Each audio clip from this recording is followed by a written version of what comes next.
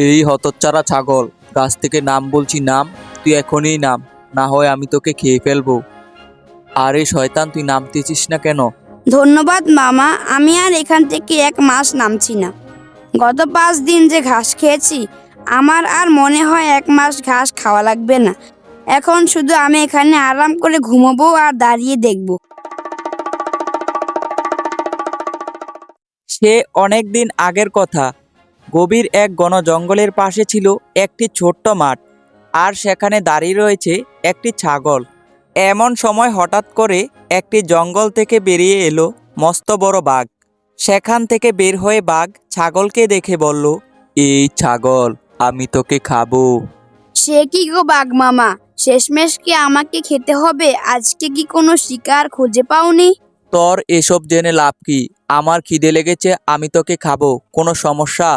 সে না হয় তুমি আমাকে খাবে, কিন্তু এখন যদি তুমি আমাকে খাও তাহলে তোমার বড় লোকসান হবে গো মামা। লোকসান হবে মানে? তুই কি বলতে চাস? দেখোই না, মাঠে কি সুন্দর সুন্দর ছোট ছোট সবুজ নরম ঘাস, কিন্তু অথচ আমি খেতে পারতেছি না। আমার মালিক আমাকে পাহারা দিতে রেখে গেছে। আমার মালিক নাকি ঘাসগুলো বড় হলে বিক্রি করবে। যদি আমি ঘাসগুলো খাই তাহলে নাকি আমাকে বাজারে বিক্রি করে দেবে। আমাকে কিছু ঘাস দিয়ে গেছে, তা আমি কখন খেয়ে শেষ করে ফেলেছি। ভালো করে না খেলে কি শরীরে মাংস হয় বলো মামা? আমার শরীরে যতটুকু মাংস আছে তাতে তো তোমার পেটই ভরবে না। ও তাই বুঝি? তোর মালিক তো দেখছি বড়ই দুষ্ট। তুমি ঠিক বলেছো বাঘ মামা, আমি রোজ এতগুলো দুধ দেই, তারপরও মানুষগুলোর খেয়ে বুদ্ধি হয় না। তোর এসব জ্ঞানর জ্ঞানর আমার কাছে আর ভালো লাগতেছে না। আমি তোকে এখনই খাবো। সে না হয় আমাকে খাবে, খাওয়ার আগে একটা কাজ করবে, তাহলে আমারও পেট ভরবে তোমারও পেট ভরবে। কি কাজ বল শুনি? তুমি আমার মালিককে ভয় দেখিয়ে জঙ্গল থেকে বের করে দাও। আমি বরং কচি কচি ঘাস খেয়ে শরীরটাকে একটু মোটা তাজা করে নেই। তারপর তুমি আমাকে খেয়ে মজা পাবে ও আমার পেটও ভরে যাবে। আরে বাহ, তোর বুদ্ধিটা তো মন্দ হয়নি। আমি বরং তোর মালিককে ভয় দেখিয়ে জঙ্গল থেকে বের করে দিচ্ছি। আমি বিকেলে এসে তোকে খাবো। এই বলে বাঘ ছাগলের মালিককে ভয় দেখিয়ে জঙ্গল থেকে বের করতে চলে যায়। আর এদিকে ছাগল সারাদিন ঘাস খেতে থাকে। বিকেল হয়ে গেলে বাঘ ছাগলকে খেতে আসলো। এখন আমি তোকে খাবো। আরে বাঘ মামা, খেয়েও এত তাড়া কিসের তোমার? দেখো আমি সারাদিন নিয়ে আর কতটুকুই বা ঘাস খেতে পেরেছি, আর আমার শরীরে আর কতটুকুই মাংস রয়েছে। তাই তো দেখছি, আমি তোর মালিককে ভয় দেখিয়ে জঙ্গল থেকে বের করে দিলাম, তারপরও তুই ঘাস খাচ্ছিস না কেন? বাঘ মামা, বেশি করে ঘাস খেলে শরীরে বদহজম হবে আমার। যতটুকু মাংস আছে তাও ঝরে যাবে, পরে তোমার পেটও ভরবে না। তার চেয়ে ভালো তুমি বরং একটা কাজ করো। ঢের কি কাজ? তুই তো আমাকে বেশি খাটাচ্ছিস। না, সেরকম খাটুনির কাজ নয়, আমি বলছি শোনো। কাল তো আমার মালিক আবার আমাকে জঙ্গলে দেখতে আসবে। তুমি বরং কাল সুযোগ করে আমার মালিককে আবার ভয় দেখিয়ে জঙ্গল থেকে বের করে দেবে। বেশ, আমি না হয় তোর মালিককে আবারও ভয় দেখিয়ে জঙ্গল থেকে বের করে দেব, কিন্তু আমি তোকে কাল বিকেলে খাবো। অবশ্যই খাবে, 100 বার খাবে। তুমি চিন্তা করো না মামা। পরের দিন সকালে বাঘ গর্জন দিয়ে ভয় দেখিয়ে ছাগলের মালিককে জঙ্গল থেকে বের করতে চলে যায়। তারপর বিকেল হয়ে গেলে বাঘ ছাগলকে খাওয়ার জন্য আসে। এসে দেখে অর্ধেক ঘাসও খাওয়া হয়নি ছাগলের। তখন বাঘ রেগেমেগে বলল, ছাগল, তুই কিন্তু বেশি ফাঁকি মারছিস। আজও মাঠের পুরো ঘাস খাওয়া হয়নি তোর। আমার সঙ্গে চালাকি করছিস? সে কি গো মামা, চালাকি করব কেন? তবা তবা, আমি তো সারাদিন প্রাণপণ ভরে ঘাস খেয়ে যাচ্ছি। এত বড় মাঠের ঘাস সারাদিনে খেয়ে শেষ করা চারটেখানি কথা।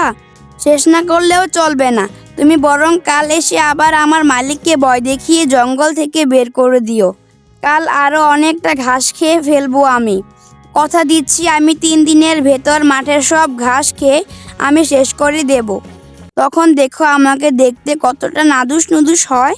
তখন তুমি আমাকে 4-5 দিন ধরে খেতে পারবে। তুমি বরং কয়েকটা দিন কষ্ট করে ছোট ছোট শিকার মেরে তোমার পেট চালিয়ে নাও। আমি তো আছি তোমার পেট ভরতে।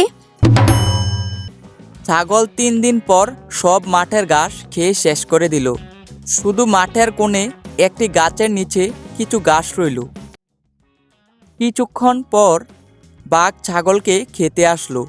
এসে বলল, আজ তো তোকে আমি খাবই। 5 দিন ধরে না খেয়ে আছি, তোকে খাবো বলে। আজ আর তোর নিস্তার নেই। হালুম হালুম। হে মামা, বসো, তোমার জন্যই অপেক্ষা করছিলাম। আমি প্রস্তুত, তবে খাবার আগে আমাকে আরো একটা সুযোগ দাও। হালুম, তুই তো আমাকে দেখছি জ্বালিয়ে মারবি। আরে মামা, রাগ করতেছো কেন? 5 দিন অপেক্ষা করেছো, আর মাত্র কিছুক্ষণ অপেক্ষা করতে পারবে না? দেখো, এই গাছের নিচে কিছু ঘাস পড়ে রয়েছে। আমি ঘাসগুলোকে খেয়ে আসি, তারপর তুমি আমাকে মজা করে খেও। ঠিক আছে, আমি তোর জন্য এখানেই দাঁড়িয়ে অপেক্ষা করতেছি। আজ আর আমি বনে যাব না। তাড়াতাড়ি ঘাসগুলো খেয়ে ফেল, তারপর আমি তোকে মজা করে খাবো। বাঘ ছাগলকে খাওয়ার অনুমতি দিতেই ছাগল ঘাস খেতে চলে গেল। বাঘ যখন জিরানোর জন্য মাটিতে বসলো, তখন ছাগল গিয়ে গাছের মগডালে উঠে দাঁড়ালো। একেবারে উপরের মগডালে উঠে দাঁড়ালো। সে তো গল্পের ছাগল, গাছেও উঠতে পারে। ধন্যবাদ মামা, আমি আর এখান থেকে 1 মাস নামছি না। গত 5 দিন যে ঘাস খেয়েছি, আমার আর মনে হয় 1 মাস ঘাস খাওয়া লাগবে না। এখন শুধু আমি এখানে আরাম করে ঘুমাবো আর দাঁড়িয়ে দেখবো। তখন বাঘ দাঁড়িয়ে ভয় দেখাতে লাগলো। এই হতচ্ছাড়া ছাগল, গাছ থেকে নাম বলছি, নাম। তুই এখনই নাম, না হয় আমি তোকে খেয়ে ফেলবো। আরে শয়তান, তুই নামতেছিস না কেন? তখন একদিন পর্যন্ত বাঘ গাছের নিচে বসে রইল ছাগলকে খাওয়ার জন্য। এদিকে ছাগল তো আর গাছ থেকে নামছে না। বাঘেরও দিন দিন শরীর খারাপ হয়ে যাচ্ছে। তারপর বাঘ আর কি করবে? বাঘ চলে গেল বনে শিকার ধরার জন্য। বাঘ চলে গেলে ছাগল গাছ থেকে নেমে তার মালিকের বাড়ির উদ্দেশ্যে রওনা দিল। আসলে ছাগলের মালিক কিন্তু ভালো ছিল। ছাগলকে এখানে রেখে গেছিল ঘাস খাওয়ার জন্য। আর ছাগলের মালিক প্রতিদিন জঙ্গলে আসতো মধু সংগ্রহ করার জন্য। এই পর্যায়ে ছাগল বেঁচে যায় তার বুদ্ধি খাটিয়ে। আসসালামু আলাইকুম আমার সকল প্রাণপ্রিয় বন্ধুরা। প্রতিদিন এরকম ভিডিও পেতে আমাদের চ্যানেলটিকে সাবস্ক্রাইব করে পাশে থাকুন। আর যারা ইতিমধ্যে করে দিয়েছেন তাদেরকে জানাই আন্তরিক কৃতজ্ঞতা। আর আমাদের চ্যানেলের ভিডিওগুলো আপনারা কোথায় থেকে দেখতেছেন কমেন্ট করতে ভুলবেন না প্লিজ।